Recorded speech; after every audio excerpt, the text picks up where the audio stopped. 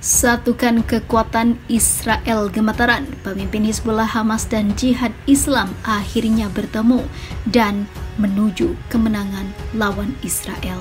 اكتفوا بها وتوقفوا حتى لا تكون لكم هزيمة أخرى من خلال المتابعة التي ستتابعونها.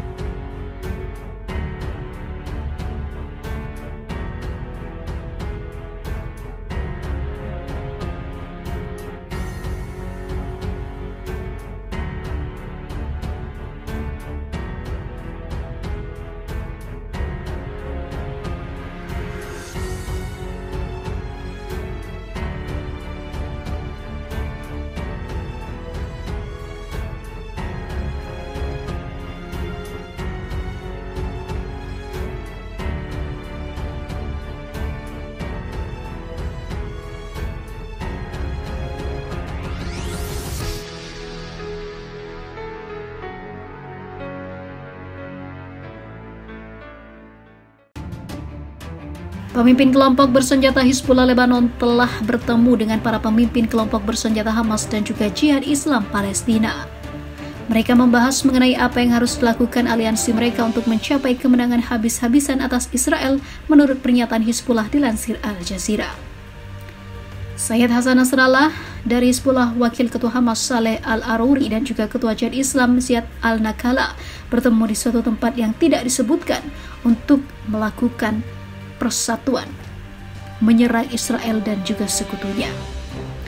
Para pemimpin menangani perkembangan terkini sejak dimulainya operasi Banjir Al-Aqsa dan peristiwa yang terjadi setelahnya di semua lini, termasuk konfrontasi di perbatasan antara Lebanon dan juga Palestina yang diduduki, tulis media pemerintah Lebanon Al-Manar mengutip pernyataan Hizbullah. Operasi Banjir Al-Aqsa mengacu pada serangan Hamas tanggal 7 Oktober terhadap Israel yang menghabisi setidaknya hampir 1.500 orang di Israel dan memicu pembalasan yang kemudian menghabisi lebih dari 5.000 orang. Sayyid Nasrallah bersama Nakale dan juga Al-Arouri menilai sikap internasional dan regional serta langkah-langkah yang harus diambil oleh poros perlawanan dalam fase kritis ini untuk mencapai kemenangan habis-habisan dan menghentikan serangan brutal terhadap rakyat tertindas di Gaza dan juga tepi barat, tambah pernyataan itu. Sejak serangan 7 Oktober lalu, Hizbullah hampir setiap hari melakukan baku tembak dengan pasukan Israel di sepanjang perbatasan Israel-Lebanon. Hizbullah mengumumkan pada hari Rabu bahwa 2 pejuangnya telah syahid, sehingga menambah jumlah korban tewas di kelompoknya menjadi 40. Pada hari Selasa, Kementerian Kesehatan Palestina mengatakan bahwa 704 warga termasuk 300 anak-anak menjadi korban Israel. Kantor Koordinasi Urusan Kemanusiaan PBB mengatakan jumlah korban tewas pada hari Selasa adalah angka tertinggi yang dilaporkan dalam satu hari sejak konflik dimulai. Di tepi barat yang diduduki, setidaknya 100 orang menjadi korban. Maka dari itu, Hizbullah, Hamas hingga Jihad Islam merencanakan untuk membangun dan mempersatukan kekuatan untuk melawan Zionisme.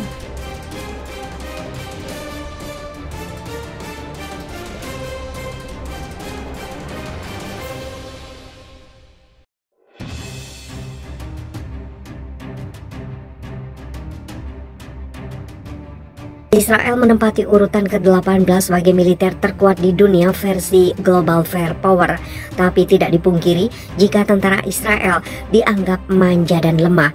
Kelemahan tentara Israel terbukti ketika 3 prajuritnya ditembak oleh seorang petugas kepolisian perbatasan Mesir. Selain itu, kabar yang beredar banyak tentara Israel menolak bertugas di wilayah perbatasan. Padahal, Tentara Pertahanan Israel atau IDF memiliki 173.000 prajurit, 465.000 tentara cadangan. Mereka memiliki 241 pesawat tempur dan 26 helikopter perang. IDF juga mengoperasikan 2.200 tank ditambah dengan 7 korvet dan 45 kapal patroli dengan dukungan 5 kapal selam. Tidak bisa disangkal, teknologi militer Israel memang mendapatkan pujian, tapi kualitas tentaranya masih banyak analis yang mempertanyakan. Berikut adalah 5 kelemahan tentara Israel itu menjadi titik fatal ketika berhadapan dengan para pejuang Palestina. 1. Tidak dipercaya rakyat Israel. Terlepas dari peralatan militer yang dimiliki IDF sangatlah canggih, tapi banyak rakyat Israel sesekali terdengar memperingatkan tentang apa yang mereka sebut sebagai bencana yang menunggu pasukan pertahanan Israel. Itu adalah bentuk penurunan kepercayaan publik terhadap kemampuan operasional tentara karena kualitas sumber daya manusia yang buruk. Kenapa? Kualitas tentara IDF tidak bisa mengimbangi kurangnya kesiapan tempur prajuritnya, kata Adnan Abu Amer, pakar sejarah Palestina, dilansir Middle East Monitor.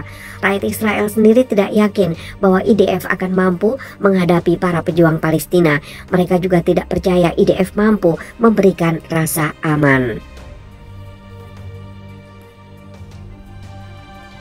Itu ditambah dengan tingkat korupsi yang tinggi di kalangan para pejabat IDF. 2. Buruknya kepemimpinan militer Israel. Selama pelatihan tentara IDF yang umumnya berlangsung selama 8 bulan, prajurit dan perwira junior tidak bertemu dengan perwira senior. Terlalu banyak perwira senior menghabiskan terlalu banyak waktu di meja kerja. Dengan begitu, proses transformasi pengalaman tidak terjadi. Kegagalan ini mengakibatkan masalah saat tentara IDF mencoba meningkatkan keterampilan. 3. Tidak disiplin.